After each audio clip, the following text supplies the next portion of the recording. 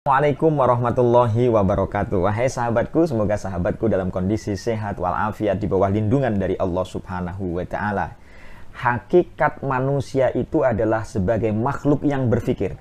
Dalam kajian ilmu mantik dijelaskan bahwa definisi itu dibagi tiga. Yang pertama ada yang disebut dengan had, yang kedua ada rosmi, ada yang ketiga adalah lafzi. Mu'arrifun ala salasatin kusim haddun wa rosmiyun wa lafziyun ulim. Yang pertama adalah ini membicarakan tentang definisi. Manusia adalah hayawanun natiq. Itu adalah sesuatu yang tidak bisa dibantah. Bahwa manusia adalah makhluk atau hewan yang berpikir. Atau makhluk yang berpikir. Hewan yang berpikir. Ini tidak bisa dibantah. Kalau misalnya disebut definisi manusia itu adalah hewan yang tertawa, maka manusia bisa sama dengan gorila. Tetapi hewan-hewan yang lain tidak sama dengan manusia karena manusia adalah hayawanun natiq. Manusia sebagai makhluk yang berpikir atau sebagai hewan yang berpikir. Berpikir inilah yang menjadi ciri spesial, ciri khusus dari manusia. Sehingga kalau orang mempertanyakan terhadap manusia, hakikat kemanusiaan, maka bisa dijawab manusia adalah hayawanun natiq, yang dalam ilmu mantik itulah yang disebut dengan sebagai had. Fal haddu bil jinsi wa faslin ulima wa rosmu bil jinsi wa khosotin ma'a. Jadi manusia adalah hewan yang berpikir. Sahabatku, kita harus mengetahui bahwa karena manusia adalah hewan yang berpikir, maka hampir dalam semua kajian ilmu pengetahuan dalam kitab usul fikih misalnya dijelaskan di awal pembahasan atau kitab-kitab yang lain dijelaskan bahwa ilmu itu dibagi menjadi dua. Yang pertama ada yang disebut dengan ilmu doruri, yang kedua ada yang disebut dengan ilmu nadhari. Ilmu doruri adalah ilmu yang mudah diterima oleh kita yang tanpa pemikiran mendalam. Contohnya adalah sesuatu yang kita terima berdasarkan panca indera yang lima, apa yang kita lihat, apa yang kita rasa, apa yang kita dengar, dan lain sebagainya. Sehingga kalau orang mengatakan bahwa garam itu asin, untuk menunjukkannya tidak usah butuh pemikiran. Atau misalnya bahwa api itu panas, tidak butuh pemikiran yang mendalam. Cukup saja dia ambil garam, lalu dia rasakan, dia ambil api, lalu letakkan tangan kita di atas api, maka kita sudah bisa merasakan bahwa api adalah panas.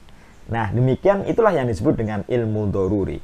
Proses-proses kita mengalami perkuliahan, mengalami sekolah, dan lain sebagainya, sesungguhnya kita sedang mempelajari apa yang disebut dengan ilmu nadhari. Ilmu yang butuh pemikiran, ilmu yang membutuhkan perenungan mendalam. Karena itulah hakikat kemanusiaan yang paling tinggi itu adalah ketika manusia bisa memiliki dan bisa memproduksi, bisa memanfaatkan ilmu doruri, sekaligus ilmu nadhari, karena semuanya bisa menyebabkan kita ini menjadi orang yang bijaksana. Jadi saya simpulkan bahwa hakikat manusia sebagai hayawanun natiq, maka manusia adalah hakikatnya sebagai makhluk yang berpikir, sebagai hewan yang berpikir. Karena dia sebagai hewan yang berpikir atau makhluk yang berpikir, maka manusia memikirkan banyak hal. Apa yang dipikirkan oleh manusia? Yang dipikirkan oleh manusia adalah yang pertama aspek yang tampak. Itulah yang kemudian disebut dengan fisika. Jadi apa yang tampak itu dipikirkan oleh manusia. Dan tahapan-tahapan berpikir manusia itu selalu bertingkat. Pada tahap yang pertama mungkin pemikiran manusia itu pada tahap yang sederhana. Tapi lama-kelamaan akan menjadi pemikiran yang sangat kompleks, yang sangat rumit, dan lain sebagainya. Karena manusia adalah makhluk berpikir, dan manusia akan memikirkan banyak hal. Yang dipikirkan adalah pada dua. Yang pertama adalah yang tampak dan yang tidak tampak, atau yang konkret dan yang abstrak. Yang konkret itu yang tampak itu disebut sebagai fisika. Yang tidak tampak atau yang abstrak disebut sebagai metafisika, metafisika. Dalam kajian filsafat, metafisika itu dibagi menjadi tiga, yaitu yang berhubungan dengan Tuhan, namanya teologi.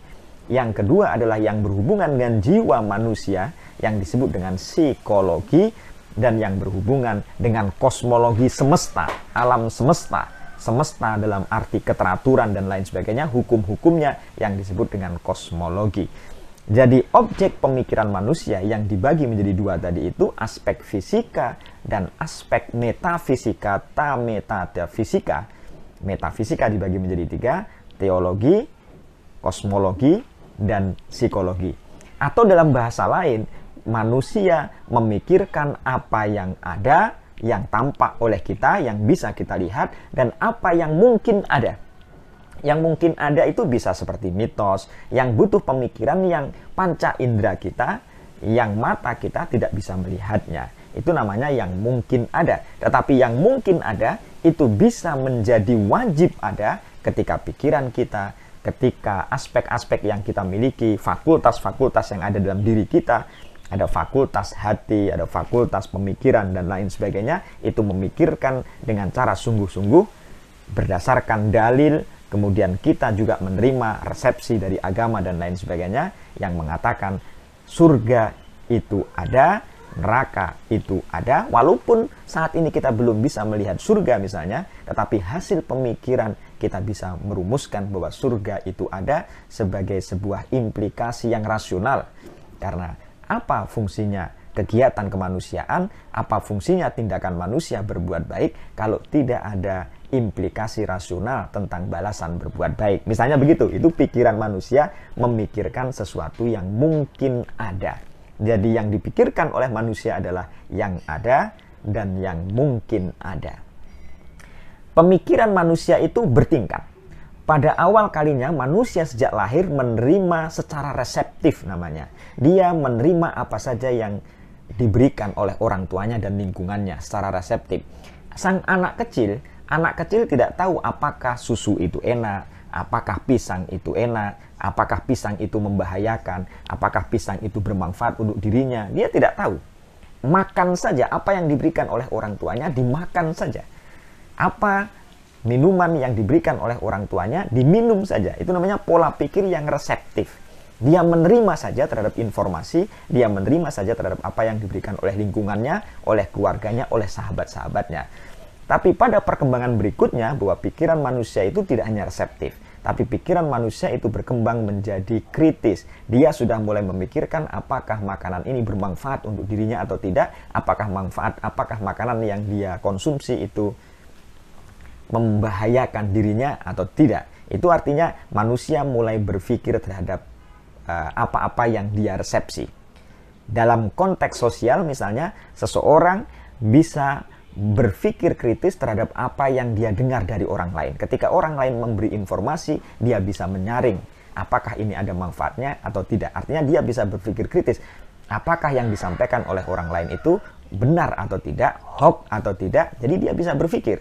Namanya berpikir kritis. Pada awal kalinya manusia berpikir secara reseptif, pada tahap yang kedua manusia berpikir secara kritis, dan pada tahap yang ketiga manusia itu berpikir secara kreatif. Jadi manusia bisa memproduksi sesuatu. Hasil kreativitasnya itu bisa menghasilkan sesuatu yang baru. Jadi manusia tidak hanya menerima saja, tidak hanya memprotes, tidak hanya berpikir kritis dari mana asal-usulnya, untuk apa dan lain sebagainya, tapi dia juga bisa memproduksi sesuatu yang sesuatu itu bisa diterima oleh orang lain lagi. Dalam kehidupan sosial banyak sekali ada sebuah makanan yang awal kalinya belum ada, lalu dia berpikir kreatif, lalu dia membuat secara kreatif, lalu di-share kepada wilayah publik, atau sesuatu yang sifatnya baru yang diproduksi oleh dirinya. Jadi manusia pada hakikatnya adalah sebagai produsen terhadap sesuatu, pada saat yang sama dia adalah penerima hasil produksi dari orang lain. Jadi hebat kan manusia itu akibat dari pola pikirnya ini. Yang ini tidak dimiliki oleh hewan lain. Ayam tidak bisa. Mana ada ayam yang ketika orang memanggilnya dengan kata-kata kur misalnya, pada saat berikutnya ketika dia kur itu ada makanan, ternyata ada pada tahap berikutnya manggil kur tapi tidak ada sesuatu yang lain. Tidak ada apapun yang diberikan oleh orang yang manggil kur itu. Sehingga ayam kan tidak mendapatkan apa-apa. Tapi apakah ayam itu kecewa lalu dia protes? Tidak protes. Karena tidak ada berpikir kritis. Kemarin dia manggil saya tapi tidak ada apa-apa. Itu namanya teori stimulus respon. Ada stimulasi, ada respon. Jadi binatang itu menggunakan stimulasi, ada respon. Seolah-olah ya, atau kata-kata kur atau bunyi kur itu beriringan dengan makanan. Sehingga bagi ayam dengan kata-kata kur atau dengan bunyi kur itu ada makanan. Tapi kalau misalnya ada kur lalu tidak ada makanan, dia kan tidak bisa protes. Artinya tidak ada berpikir kritis. Dan ayam tidak bisa bersikap kreatif. Beda dengan manusia. Nah, setelah reflektif, kritis, kreatif, manusia berpikir secara pragmatis fungsional. Manusia berpikir secara pragmatis itu artinya berpikir apa yang manfaat buat saya, yang bisa saya gunakan, apa manfaatnya buat saya, apa gunanya buat saya, yang fungsional, yang bisa difungsikan. Nah, pada tahap manusia berpikir pragmatis fungsional inilah kajian filsafat beriringan. Jadi filsafat itu sesungguhnya adalah berorientasi pada pola pikir manusia yang pragmatis fungsional itu. Karena itulah maka pragmatis fungsional pemikiran manusia itu, maka manusia dengan filsafat diharapkan bersifat arif. Arif itu dalam bahasa Indonesia disebut bijaksana. Arif tidak hanya berpikir kontradiktif oposisional, tidak berpikir dikotomis, tapi arif itu adalah mencari apa yang terbaik. Bagaimana sebaiknya. Bukan ini yang harusnya kamu lakukan. Bukan. Tapi ini yang sebaiknya kamu lakukan. Maka berpikir arif itulah tujuan dari filsafat. Karena itu Pythagoras memaknai filsafat itu secara semantik dari dua kata. Yang pertama adalah philo dan yang kedua adalah sophia. Jadi filsafat secara semantik, secara kebahasaan terdiri dari dua kata, philo and sophia. Philo artinya cinta, sophia artinya bijaksana. Jadi belajar filsafat yang berpikir pragmatis fungsional tadi itu bertujuan untuk menciptakan individu-individu yang cinta kepada kebijaksanaan. Seseorang tidak mengaku dirinya sebagai pemilik kebenaran, tapi seseorang mengakui sebagai pencari kebenaran, pecinta kebenaran. Ini berbeda, wahai sahabatku. Kalau orang mengakui dirinya sebagai pemilik kebenaran, itu berarti dia otoritarian, bahkan mengaku dirinya kayak Tuhan. Tetapi kalau dia mengaku sebagai pecinta kebenaran dan pencari kebenaran, nah maka orang itu adalah akan menjadi orang yang arif bijaksana karena dia tidak menganggap dirinya yang paling benar dan bisa mungkin pikirannya salah orang lain yang benar, sehingga dia tidak mengaku dirinya yang paling wah. Karena itulah maka filsafat sesungguhnya adalah mengajarkan filosofia, cinta bijaksana. Pada sisi yang lain, secara praktis filsafat itu dimaknai pula sebagai berpikir itu sendiri. Berpikir itu sendiri. Karena itu bahwa filsafat pasti berpikir, tapi tidak semua berpikir itu bisa masuk dalam kelompok filsafat. Tidak. Nah, filosofia tadi itu dari bahasa Yunani philo and sophia, nanti dalam bahasa Arab disebut sebagai falsafah, falsafatun. Dalam bahasa Inggris disebut dengan filosofi. Filosofi dalam bahasa Inggris, falsafah dalam bahasa Arab, filosofia dalam bahasa Yunani. Wahai sahabatku, saya mengatakan bahwa tidak semua berpikir itu adalah berfilsafat. Dan setiap berfilsafat pasti berpikir. Karena itulah ada ciri-ciri berpikir yang bisa disebut sebagai berfilsafat. Apa cirinya? Ada 4 ciri.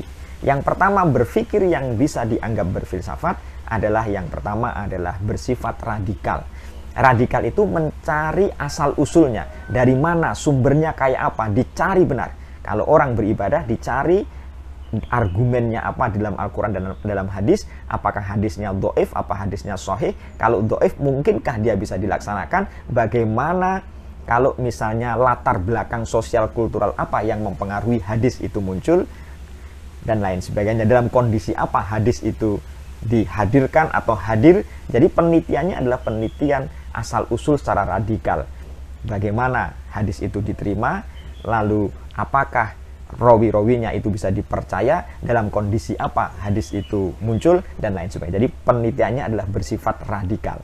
Yang kedua adalah berpikir yang dianggap filsafat tadi itu, yang kedua adalah berpikir secara universal. Universal itu tidak hanya dalam satu aspek saja. Bagaimana itu dipahami dalam perspektif sosiologis, bagaimana dipahami dalam arti kesejarahan. Artinya banyak perspektif untuk melihat terhadap satu bidang, bersifat universal, menyeluruh, tidak hanya satu sisi, tapi dari berbagai sisi yang lain.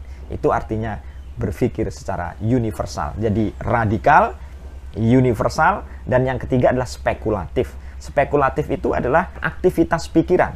Untuk tahap kemudian baru dibuktikan melalui observasi, penelitian, dan lain sebagainya. Jadi filsafat pertama-tama dia berpikirnya adalah spekulatif karena kerja-kerja pikiran.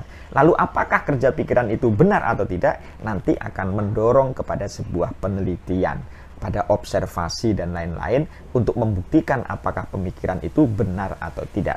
Yang keempat adalah berpikir secara sistematis. Berpikir secara sistematis dalam kajian filsafat itu adalah urut-urutan dari bawah sampai ke atas, ada ontologisnya kayak apa, secara epistemologisnya kayak apa, secara aksiologisnya kayak apa.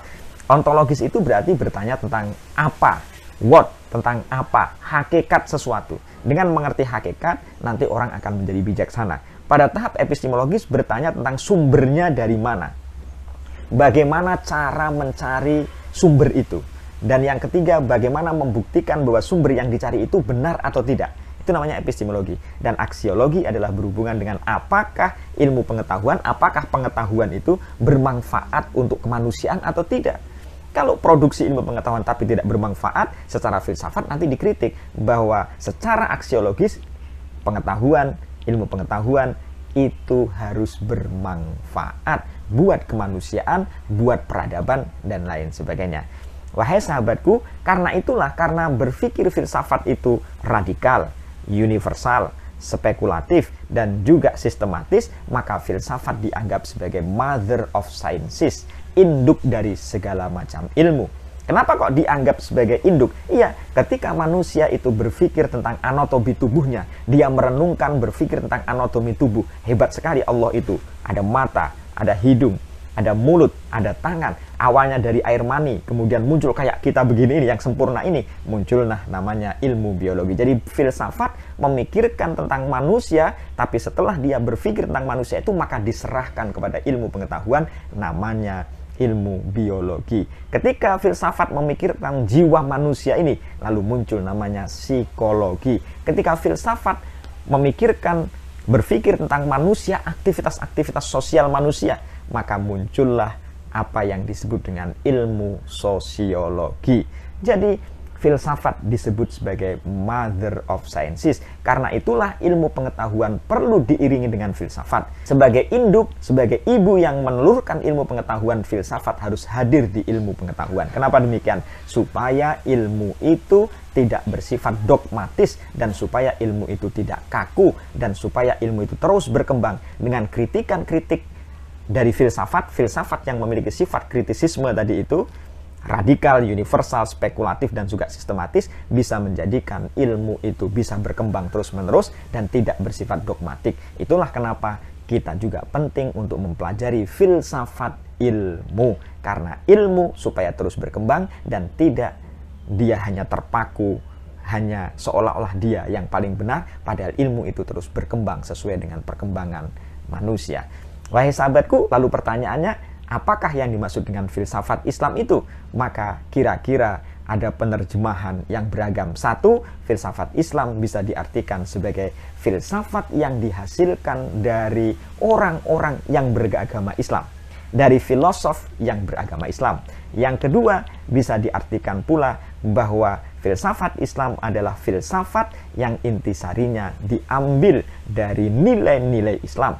Yang ketiga, bisa pula diartikan sebagai Islam yang difilsafati. Pada tahap berikutnya, pada pertemuan-pertemuan berikutnya, kita akan membicarakan tentang filsafat Islam ini. Cukuplah sebagai pengantar tentang hakikat manusia, tentang apa yang dipikirkan manusia, tingkatan berpikir manusia, makna filsafat, dan lain sebagainya. Itu sebagai pengetahuan awal kita tentang memahami filsafat. Demikian, semoga bermanfaat. Assalamualaikum warahmatullahi wabarakatuh.